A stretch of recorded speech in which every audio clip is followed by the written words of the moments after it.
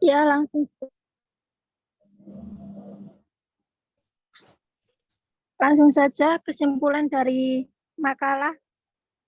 Kias menerangkan suatu hukum yang tidak diterapkan di dalam Al-Quran dan As-Sunnah dengan cara membandingkan dengan suatu yang ditetapkan hukumnya berdasarkan nas. Dengan cara kias ini berarti para mujtahid telah mengembalikan ketentuan hukum sesuatu kepada sumbernya yaitu Al-Quran dan As-Sunnah. Sebab hukum Islam kadang tersurat jelas dalam nas Al-Quran dan As-Sunnah, kadang juga bersifat implisit analogi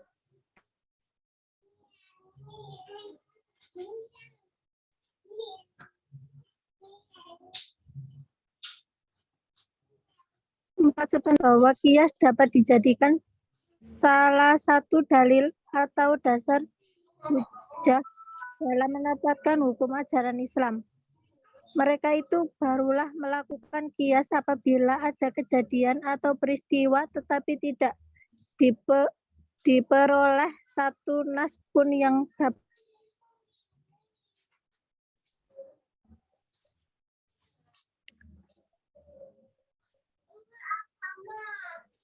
Cukup pemakaian atau kesimpulan yang disampaikan?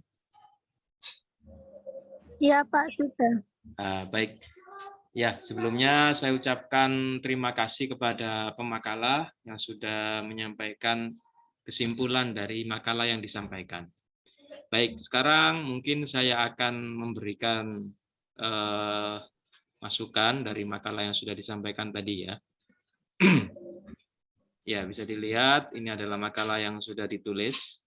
Yang pertama dari struktur atau dari isi makalah yang sudah disampaikan di sini, kalau kita lihat dengan silabus ya, silabus yang disampaikan di sini yang pertama secara umum sudah sesuai ya, tapi ada beberapa yang belum disampaikan oleh pemakalah di sini ya. Misalnya ketika membahas kalau terkait definisi kias ya, di sini tidak ada masalah, jadi sudah sesuai dengan silabus yang sudah saya berikan. Kemudian terkait kehujahan. Nah, di sini terkait dari kehujahan kias, di sini pemakalah hanya menyampaikan pendapat jumhur ya, pendapat mayoritas ulama. Sedangkan kalau di silabus itu saya sebutkan selain pendapat mayoritas ulama, di situ saya sebutkan penolak kias. Jadi memang ada beberapa orang yang menolak kehujahan kias. Sebagaimana kemarin kita bahas ijma, itu ada beberapa kelompok yang menolak kehujahan ijma. Ya, di sini tidak atau belum disampaikan oleh para pemakalah. Lalu terkait contoh ya, contoh kias. Contoh kias di sini hanya menyebutkan contoh kias satu saja ya. Kias satu saja di sini hanya disebutkan contohnya ya Homer saja ya, Homer. Kurang spesifik dari silabus. Kalau di silabus itu saya minta ada contoh di zaman Nabi ya. Di zaman Nabi itu apakah ada kias? Nah, lalu di zaman sahabat itu apakah ada kias? Lalu di zaman berikutnya itu apakah ada kias? Nah, ini yang belum disebutkan oleh pemakalah. Di sini hanya menyebutkan contoh, satu contoh ya. Dan contoh ini memang contoh yang terkenal terkait dikiaskannya Homer dengan setiap minuman yang memabukkan. Lalu yang terakhir terkait daftar pustaka. Nah, ini masukan dari saya. Ya, sekali lagi untuk makalah berikutnya kalau bisa daftar pustakanya tidak semuanya dari internet ya. Jadi kalau bisa ada yang mencari langsung dari bukunya. Jadi supaya info yang kita dapatkan itu valid. Sehingga kalau kita merujuk ke buku itu jelas ini sebenarnya pendapat siapa ya. Lalu statementnya bagaimana, argumentasinya bagaimana. Baik, mungkin cukup itu sekedar masukan saya untuk makalah. Sekali lagi untuk yang baru hadir ya silakan diisi, jangan lupa mengisi absen ya yang sudah saya share di grup di chat di forum chat. Dan tolong linknya jangan di-share di grup kelas ya. Kalau di-share di grup kelas nanti yang nggak hadir ikut ngisi. Jadi yang hadir saja di sini ya. Ya, saya percaya terhadap teman-teman mahasiswa yang ada di sini ya. Tolong yang di-share itu yang hanya di grup ini saja atau yang ada di kolom chat ya. Baik, kita akan bicara kias. Kias. Bentar, share screen.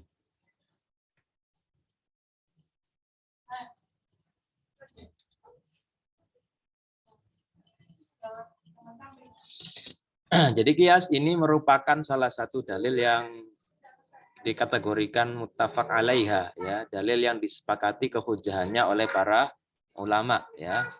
Bentar, saya share dulu. Nah, ini dalil muttafaq alaiha kias. Satu atau dua.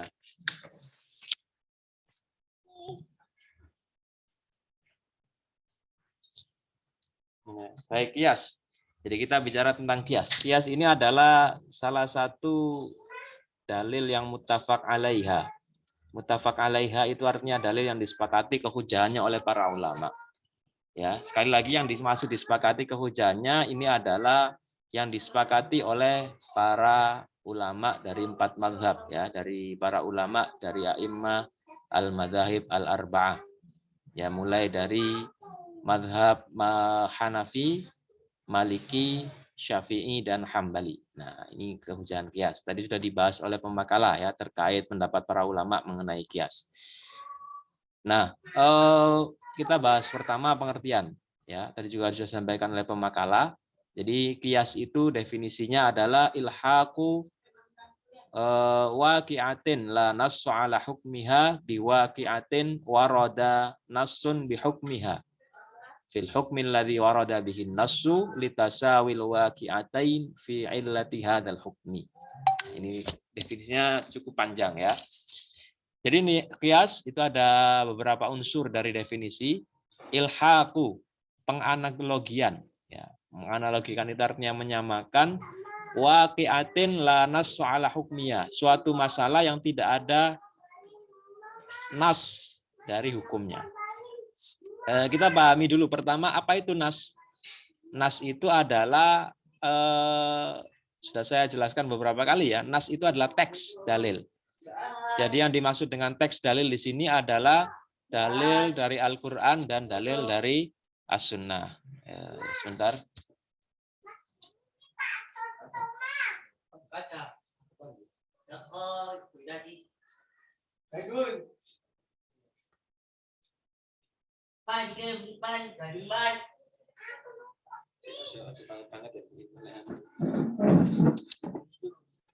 Ya, saya tinta nih.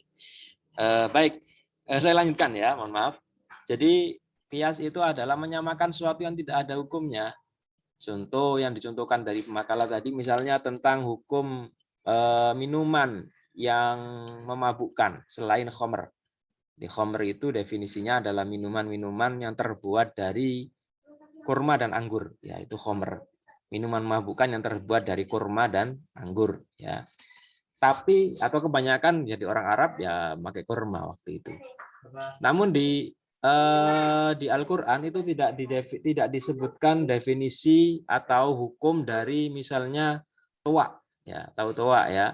Toa itu ya minuman yang terbuat dari legen, ya tahu legen. Legen itu kan dari air nira yang diambil dari pohon siwalan. Nah, tidak ada hukum toa. Atau arak, ya arak itu dari tape misalnya, atau narkoba misalnya, coba narkoba, mukhaddirat, ya itu belum ada di zaman Rasulullah SAW, pil koplo dan lain sebagainya. Nah itu kan berarti hukum dari permasalahan ini, hukum mengkonsumsi jenis-jenis minuman yang memabukkan atau yang membuat linglung itu tidak ada di dalam Al-Quran maupun Sunnah. Jadi nas itu mencakup Al-Quran, Sunnah maupun ijma. Belum ada hukumnya. Ya. Di Al-Quran tidak, Rasulullah tidak secara tekstual menyebutkan hukum Al-Quran maupun As-Sunnah. Nah,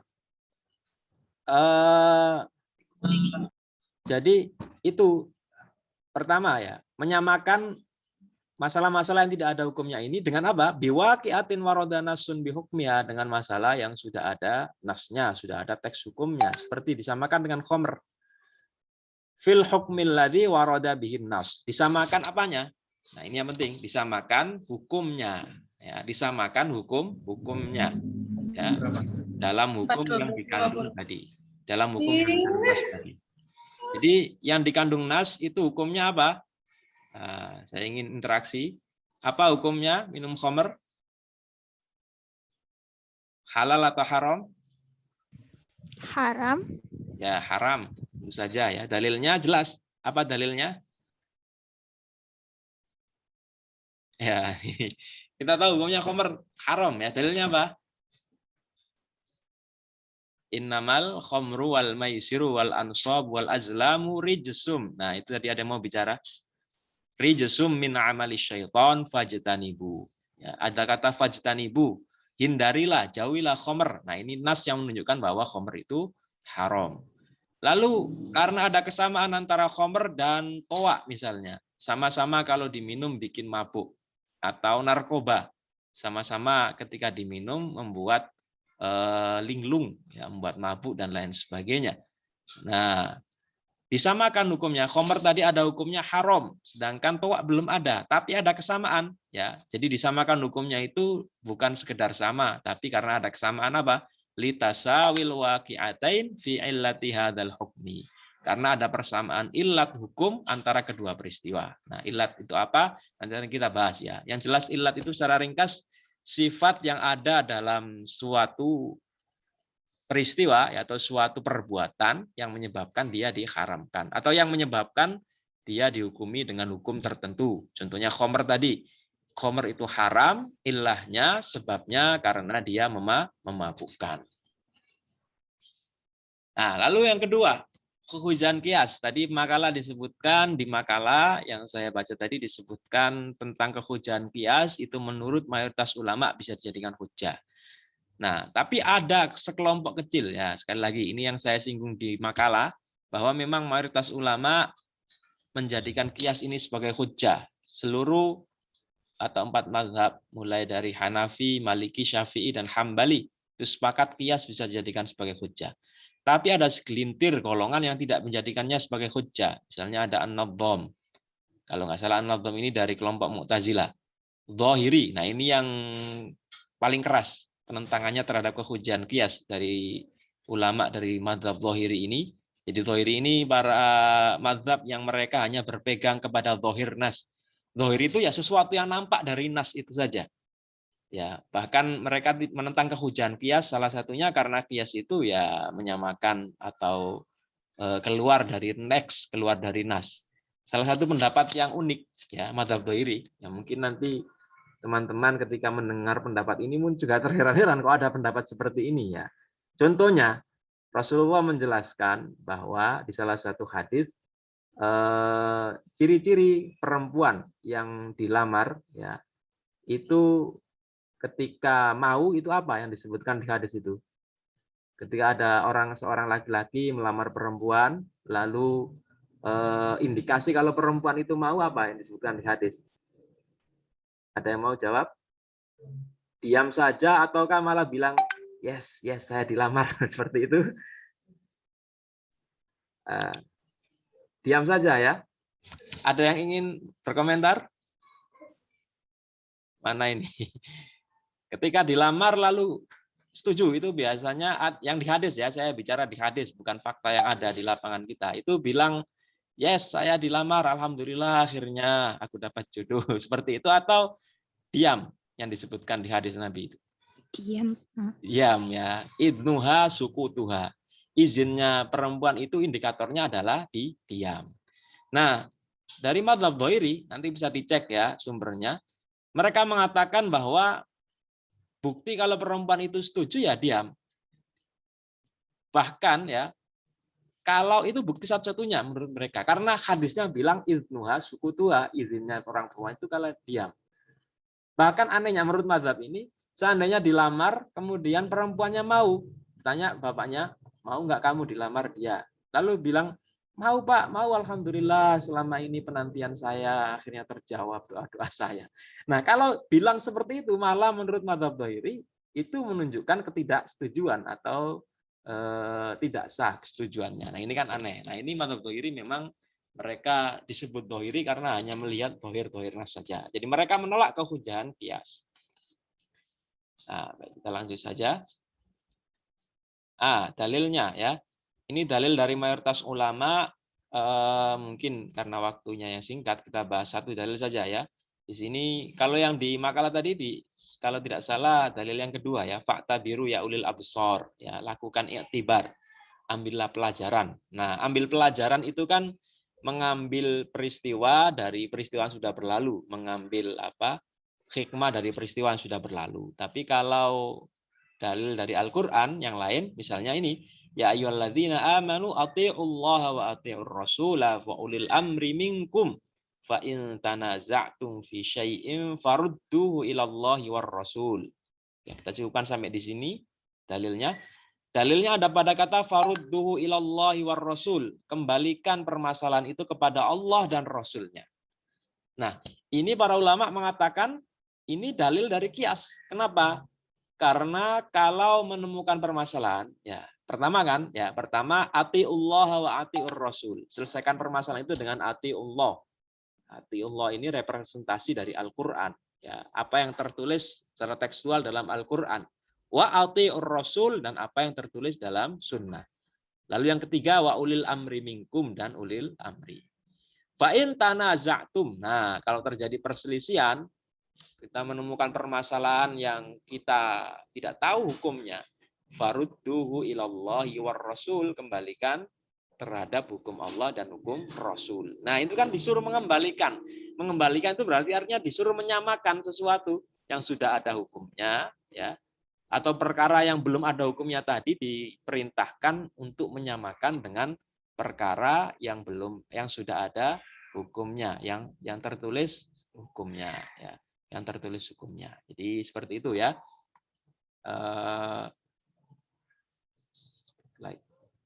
Jadi yang tertulis hukumnya seperti itu ya.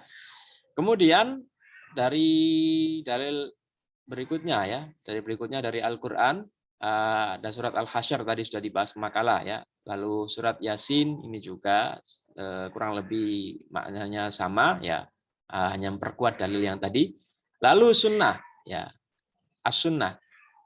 Dari sunnah misalnya hadis ketika Mu'adz bin Jabal diutus ke Yaman, ya, diutus ke Yaman, ya, diutus ke Yaman, itu Mu'adz bin Jabal ditanya, kalau kamu berhukum itu apa yang kamu lakukan, ya? Kalau kamu menemui permasalahan itu apa, hukum apa yang kamu gunakan? Maka Mu'adz bin Jabal mengatakan, aqdhi bi kitabillah. Saya berhukum dengan hukum Allah. Fa illam tajid, kalau kamu tidak mampu, ya, fa bi sunnati Rasulillah, maka dengan sunnah Rasulillah.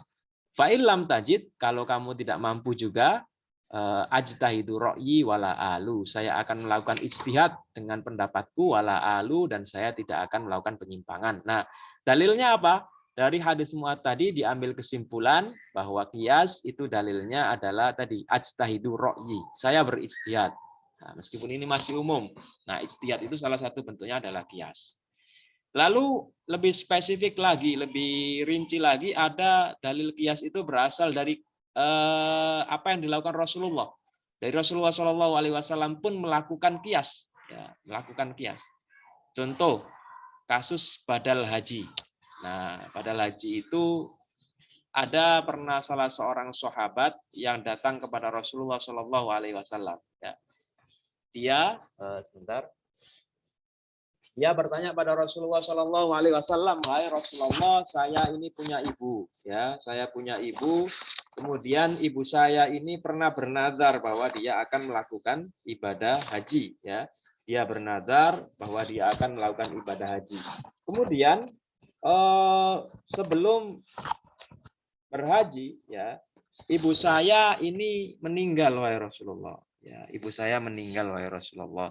Maka apa yang harus saya lakukan? Apakah saya wajib mengganti, ya, haji dari Rasulullah, haji dari ibu saya tadi, ya, ibu saya tadi. Maka Rasulullah ketika itu menjawab, ya, Aro'aita law kana ala abika dainun. Ya, maaf, ini ayah bukan ibu ya, mohon maaf. Nah, hadisnya ini ibu. Aro'aita law kana ala abika dainun faqadaitihi akana yanfa'uhu dzalik. Jadi orang tadi bertanya, redaksi pertanyaannya saya bukan seperti saya sampaikan tadi ya. Maaf, saya keliruan. Saya sudah cek ke kitabnya langsung di kitab Ilmu Ushulul Fiqh karya Syekh Abdullah Khalaf. Redaksinya itu dia berkata, ya, in hajjatu anhu ayan fa'uhu dzalik. Kalau saya berhaji untuk dia, apakah haji saya ini bermanfaat untuk beliau? Maka Rasulullah ketika itu menjawab, aro'aiti, maaf aro'aiti bukan aro'aita karena ini perempuan, lau kana ala abika dainun faqadaitihi akana yanfa'uhu dzalik. Seandainya ayahmu itu punya utang, ya. Lalu utangnya belum dibayar, kemudian dia sudah meninggal, apakah kalau utangnya kamu bayarkan kira-kira bermanfaat bagi dia? Coba apa jawaban perempuan tadi?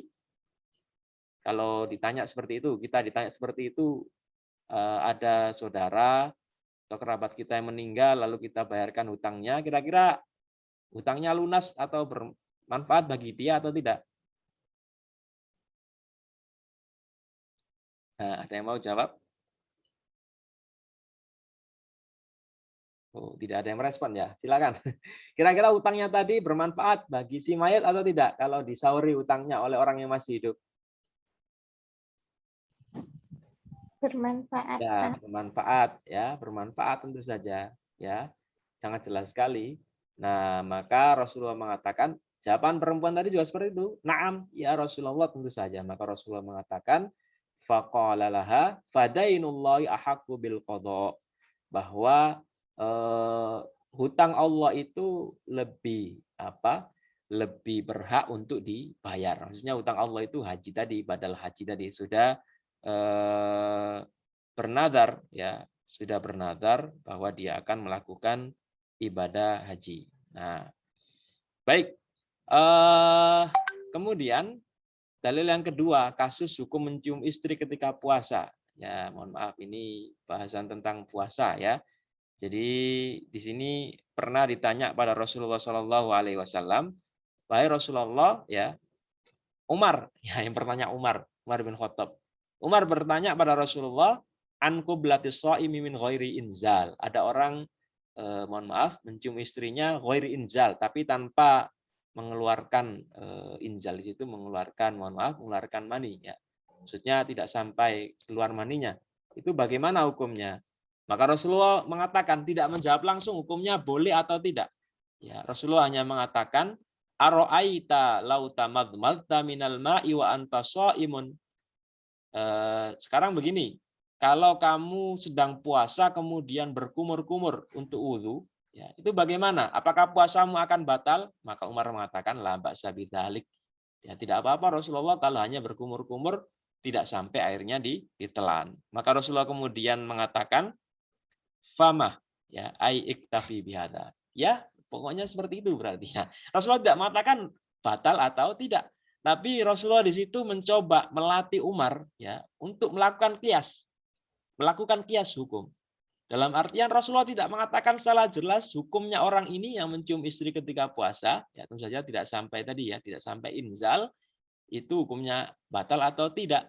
Tapi dia mengatakan pada Umar, ya kalau coba kamu perhatikan kalau seandainya kamu berkumur-kumur. Nah, ini kan dikiaskan. Jadi kumur-kumur itu kan ya hampir melakukan sesuatu yang kalau diteruskan itu kan bisa masuk ke dalam perut ya. Nah, itu dikiaskan mencium dengan berkumur. Kalau berkumur saja tidak batal apalagi atau mencium istri juga dikiaskan dengan seperti itu. Ini juga ada kasus yang lain ya, tapi mungkin kita skip dulu.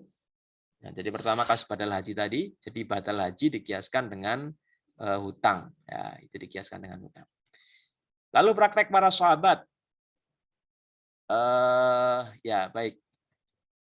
Nah ini mohon maaf karena saya ini pakai Zoom yang free ya, jadi waktu kita tinggal 10 menit. Nah nggak apa-apa. Jadi kita manfaatkan waktu yang ada, kita 19.31 ya, kita akhiri 19.40 mungkin maksimal ya. Jadi perkataan atau praktek para sahabat, misalnya perkataan Umar bin Khattab radhiyallahu an ya di zaman Abu Musa al-Asy'ari. Ya, ini perkataan sahabat misalnya ini kias khilafah Abu Bakar dengan imam sholat ya, seperti yang saya singgung di pertemuan sebelum sholat tadi. Jadi para sahabat memilih Khalifah Abu Bakar sebagai imam sholat, alasannya adalah tadi karena Abu Bakar ini diridhoi Rasulullah untuk menjadi pemimpin agama pada waktu beliau masih hidup, ya menggantikan posisi beliau sebagai imam sholat. Ya maka kenapa kita tidak ridho Abu Bakar sebagai pimpinan dunia kita yang mengurusi perkara dunia kita sebagai khalifah. Ya, jadi intinya banyak sekali kehujahan kias, termasuk terakhir dalil akal ya. Salah satunya dalil akal adalah nas Al-Quran dan Sunnah terbatas, sementara permasalahan yang ada tidak terbatas. Nah, jadi nas-nas yang ada dalam Al-Quran, permasalahan yang secara detail disebutkan dalam Al-Quran dan Sunnah itu sangat terbatas sekali. Ya, sangat terbatas sekali. Tapi bukan berarti Al-Quran dan Sunnah itu tidak lengkap dan tidak bisa dipakai sepanjang zaman. Justru dengan adanya kias, ini menunjukkan, membuktikan bahwa Al-Quran dan Sunnah itu bisa dipakai di sepanjang zaman. Karena masalah-masalah yang belum muncul di zaman Rasulullah bisa dikiaskan. Tentu saja proses melakukan kias ini ya butuh waktu ya. Proses melakukan kias ini butuh kemampuan, dan kemampuan itu ada pada diri para mujtahid ya. Mereka paham dalil, paham mengenai bagaimana permasalahan kias ya, paham usul furu ya, lalu ada illah sehingga mereka bisa melakukan kias. Nah, jadi itu dalil yang terakhir adalah dalil akal ya. Karena kalau tidak bisa atau kias ini tidak bisa dijadikan sebagai dalil, ya bagaimana kita mau menjawab permasalahan-permasalahan yang ada ya. Karena di Al-Qur'an dan Sunnah itu hukumnya tidak semuanya rinci, ada hukum-hukum yang sifatnya global ya. Jadi itu dalil kehujahan kias. Nah, ada para ulama yang menolak tadi. Nah, ini dalil dari ulama yang menolak atau kelompok yang menolak kias. Di antara alasan mereka, pertama, kias dilandaskan pada dugaan atau dhon. Ya, sehingga hukum yang dihasilkan pun nanti akan dhonni. Ya, sementara Allah melarang kita menduga-duga. Ini dalil yang pertama. Lalu yang kedua, landasan kias adalah illah. Jadi illah itu tadi ya, sebab atau kesamaan hukum.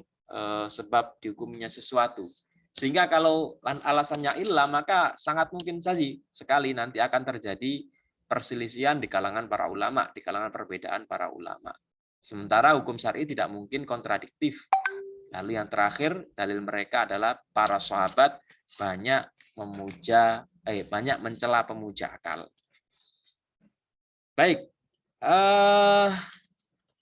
dari dalil ya, dari dalil-dalil yang disampaikan tadi, ya, dari dalil-dalil yang disampaikan tadi, pertama para ulama menjawab ya, mayoritas ulama menjawab. Kias dilandaskan pada dugaan yang lemah. Nah, para ulama menjawab bahwa yang dilarang melandaskan hukum pada dugaan itu adalah dalam masalah akidah. Tapi kalau masalah hukum seperti amalia-amalia yang kita lakukan itu justru kebanyakan hukum-hukum itu dhonni. Nah, kita pahami dulu apa itu dhonni. Dhon itu dalam istilah para ulama itu artinya dugaan kuat. Ya. Jadi kalau kita membagi tingkat pemahaman atau tingkat kekuatan dari keyakinan ya, itu dibagi menjadi beberapa tingkat. Ada yakin ini 100%. Nah, jadi lihat di grup ya, ada di share yang saya tulis atau kolom yang saya tulis, yakin atau ilm itu 100%. Kemudian dhon ini tingkatan di bawah yakin. Jadi 51 sampai dengan 99 ya, kalau boleh kita prosentasi. Nah, ada dhon itu 51 sampai 99. Artinya kemungkinan benarnya itu lebih kuat daripada kemungkinan tidaknya. Lalu di tengah-tengah itu ada syak. Syak itu ragu-ragu, itu 50%. Ya. Lalu ada wahem. Wahem itu di bawahnya syak, itu antara 1 sampai dengan 49. Ya, wahem itu ya dugaan lemah itu namanya waham. Terakhir adalah jahal. Jahal itu 0%. Jahal itu idrakus syai', mengetahui sesuatu tapi berbeda dengan faktanya, itu jahal ya. Tidak mengetahui itu namanya jahal. Nah, ini tingkatan keyakinan ya. Jadi kalau yang dimaksud dengan dhon itu dugaan kuat. Nah, jadi yang dilakukan para ulama ketika melakukan atau mencari ilah hukum itu berdasarkan dugaan kuat, berdasarkan dhon ar-rajih, bukan berdasarkan dugaan lemah atau para ulama mengistilahkannya dengan wahm. Jadi kalau dalam masalah hukum dhonni itu justru yang diminta adalah dalil-dalil, atau kebanyakan dalil-dalilnya adalah dalil-dalil dhonni. Contohnya dalil dhonni itu kemarin kita bahas, misalnya hadis ahad ya. Hadis ahad itu kan dhonni subut ya, secara subutia validitasnya berasal dari Rasulullah, itu dugaan kuat ya, dugaan kuat. Berbeda dengan hadis mutawatir. Dan jumlah hadis mutawatir itu sangat sedikit sekali. Kalau kita berhujjah dalam masalah hukum dengan hadis mutawatir saja, maka banyak sekali permasalahan-permasalahan yang tidak bisa dijawab, tidak ada dalilnya karena kita menolak kehujjahan hadis ahad. Begitu juga dalam masalah qiyas. Dhon, dugaan para ulama adalah dugaan-dugaan yang kuat. Lalu kontradiksi penentuan illah, ya ada perbedaan para ulama dalam penentuan illah. Ya, bantahnya sama dengan dalil pertama, bahwa dalam masalah ini perbedaan adalah perbedaan yang dibolehkan. Lalu yang terakhir tadi ya, para sahabat banyak memuja pencela akal. Nah, itu pertama para ulama mengkritik dari sisi riwayat. Apakah benar sahabat menolak pemuja akal? Ya, dikritik dari sisi riwayatnya.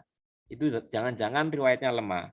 Bahkan seandainya riwayatnya kuat pun, ya, yang atau kita taruhlah kita terima riwayat tadi, itu yang dicela adalah orang-orang yang hanya melandaskan pendapatnya dari hawa nafsunya.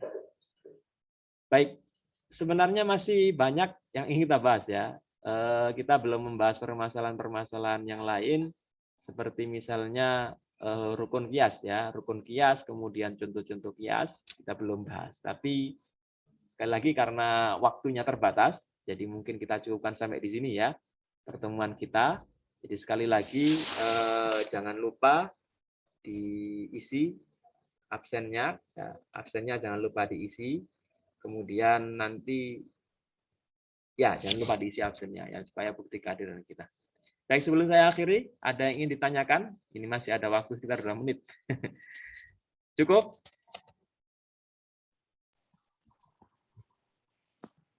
Mungkin cukup, Pak. Ya, kita cukupkan pertemuan kita di malam hari ini. Mudah-mudahan apa yang kita pelajari di malam hari ini bisa bermanfaat, dan kehadiran kita di majelis ini meskipun secara tidak langsung dicatat oleh Allah sebagai amal kebaikan. Kita akhiri dengan doa kafaratul majelis. Subhanakallahumma wa bihamdika asyhadu an la ilaha illa anta astaghfiruka wa fil akhirati hasanah wa qina adzabannar. Sallallahu ala Muhammad. Wassalamualaikum warahmatullahi wabarakatuh. Ya, terima kasih. Waalaikumsalam warahmatullahi wabarakatuh. Waalaikumsalam. Ya, Faruk ini baru muncul suaranya. Baik, terima kasih. Assalamualaikum. Saya tutup ya, saya akhiri. Iya, Bang.